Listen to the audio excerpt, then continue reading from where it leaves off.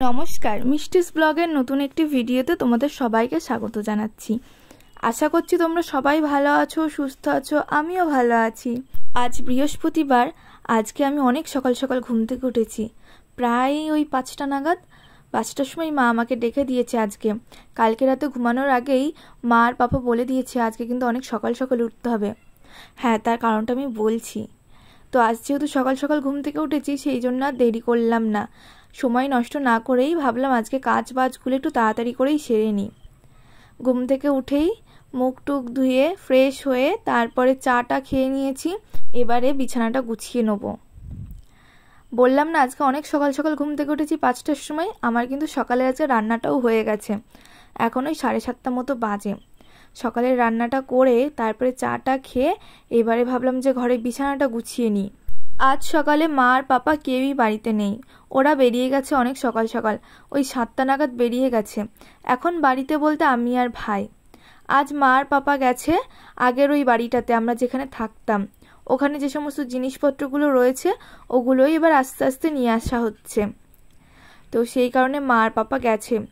আজকে তো সমস্ত জিনিস আনা যাবে না, তো আজকে কিছু আনবে আর এরপরে আরেকদিন যেতে হবে, সেই সমস্ত জিনিসগুলো নিয়ে আসবে, বাদ বাকি যা যা আছে। তো আমি এবারে বিছানা টিছানা ঝেড়ে নিয়ে জানলাটা খুললাম। জানলাটা খুলে যে এত সুন্দর বাইরেটা লাগছে, আমি যে এতদিন বাড়িতে ছিলাম না সেটা আমি বেশ ভালোই বুঝতে পারছি। তার কারণ ধান গাছগুলো দেখো কত বড় বড় হয়ে গেছে। তোমরা যারা আমার আগের ভিডিওগুলো দেখেছো, যারা অনেক দিন ধরে আমার ব্লগ দেখো, তারা হয়তো দেখলে আর কি বুঝতে পারবে। আগের ভিডিওগুলোতে আমি যখন এই জানলা দিয়ে ভিডিও করতাম, তোমাদেরকে দেখাতাম, তখন কিন্তু মাঠ ছিল, কিছুই ছিল না, গাছপালা সেইভাবে। ধান গাছ লাগিয়েছে, ধান গাছ লাগাচ্ছে, সেই সমস্ত ভিডিও আমি তোমাদের সাথে শেয়ার করেছি। দেখো ধান গাছগুলো কি বড় বড় হয়েছে, কি ভালো যে লাগছে দেখতে।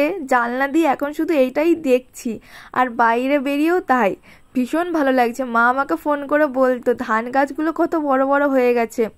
সত্যি সুন্দর লাগছে কিন্তু দেখতে, তাই না?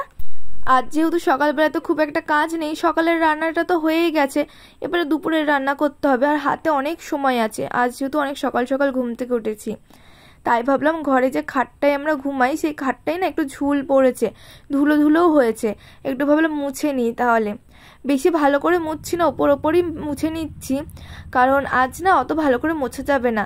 খাটের তলাতেও দেখছি ভালোই নোংরা হয়েছে, তবে খাটের তলায় প্রচুর ব্যাগপত্র ভর্তি রয়েছে আমাদের। যেদিন এই সমস্ত ব্যাগপত্রগুলো বার করব সেই দিন আমি ঝাড় দেবো। তাই ভাবলাম আজকে ওপরই মুছে নিই। ঘরে ঝুলও হয়েছে, তবে ঘরটাই না ঝুল ঝাড়তে গেলেই দেখছি যেই মাকড়সার জালগুলো আছে ওগুলো আবার দেওয়ালে আটকে আটকে যাচ্ছে। সেই কারণে আমার মাও আগের দিন ঝাড়তে গিয়ে ঝাড়তে পারিনি, ওই ওপরে কোনো রকম একটা ন্যাকড়া ছেঁড়া দিয়ে আর কি মুছে নিয়েছে। এখন ওই 9:30 মতন বাজে, ভাবলাম তাহলে এখনই খেয়ে নিই। চাউমিনটা আমি সেই করেছি 6:30টার সময় সকালবেলাতে, এখন ঠান্ডাই হয়ে গেছে, কি আর করব, এই ঠান্ডা চাউমিনটাই খাই, এখন আর গরম করতে ভালো লাগছে না। ভাইয়ের মতো খেয়ে নিয়েছে, আমি খেলাম, পাপাও খেয়ে গেছে সকালবেলাতে, মাও অল্প করে খেয়েছে, আর কিছুটা রেখে দিলাম, মা আর পাপা আসলে ওটুকু দিয়ে দেবো। একটু উপর থেকে সস নিয়ে নিলাম, সস না হলে না আমার আবার চাউমিন ভালো লাগে না। আজকে একদম সিম্পল চাউমিন করেছি, আলু পেঁয়াজ আর ডিম দিয়ে। তবে আজকে চাউমিনটা না একটু ড্রাই ড্রাই লাগছে, মানে ওই অয়েলি ভাবটা নেই, তো সেই কারণে অতটা ভালো লাগছে না, কেমন গলায় এঁটে এঁটে যাচ্ছে মনে হচ্ছে। যদি ক্যাপসিকাম গাজর টাজর থাকতো আর সয়া সস টস দিয়ে তো অনেকদিন চাউমিন করে খাওয়া হয় না, সেই সমস্ত সস টস নাকি ওই বাড়িতে রয়েছে, নষ্টও হয়ে গেছে মনে হয়। 2 মাস আমরা থাকি না, ফ্রিজটাও বন্ধ, ওইগুলো সব ফেলে দিতে হবে। এই বাড়িতেও আমরা ওই জন্য আনিনি ওইগুলো, ডেটও বড় হয়ে যাবে কিনা তারও নেই ঠিক, ওগুলো একবারে মা ফেলে দিয়েই তাই আসবে। সকালে আমাদের তো খাওয়া দাওয়া হয়ে গেল আমার আর ভাইয়ের, এবার একটু বাইরের দিকে এসেছি। সকালে আজকে টাইমই কাটছে না, সকাল সকাল ঘুম থেকে উঠলে কিন্তু এটাই ভালো হয়, তাড়াতাড়ি কাজ বাজ করে নেওয়া যায়। আজকেই সকালবেলা যেমন টাইমই কাটছে না, আমি ঘরের মধ্যে অনেক সময় শুয়ে বসেছিলাম আজকে।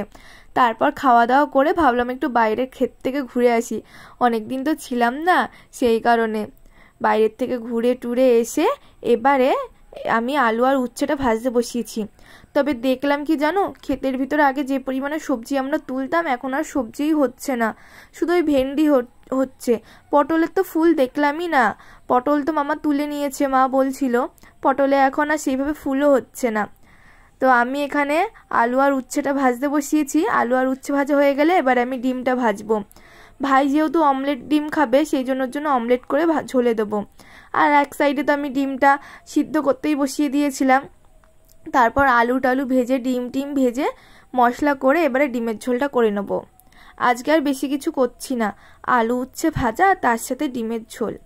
ডিমের ঝোলটা আজকে একটু কষা কষাই করব, কারণ পাতলা পাতলা করলে না কেউ আবার খেতে চায় না, মানে আমার পাপা আর ভাই ওরা আবার পছন্দ করে না, ওদের একটু কষা কষা হলেই বেশি ভালো হয়। ডিম আলু টালু সব ভাজা হয়ে গেছে। এবারে আমি একদিকে ভাত বসিয়ে দিয়েছি আর একদিকে ডিমের ঝোলটা। ব্যাস, ডিমের ঝোলটা আমার রান্না হলেই আজকের মতো মোটামুটি কাজ মানে রান্না বান্নাটা আমার হয়ে যায়। তারপরে তো রোজকারের মতো এই রান্নার বাসনপত্রগুলো থাকবে, সেগুলোই মাজতে হবে। আজকে ডিমের ঝোলটা কিন্তু খুব ভালো হয়েছে দেখতে, খেতেও না খুব সুন্দর হয়েছিল।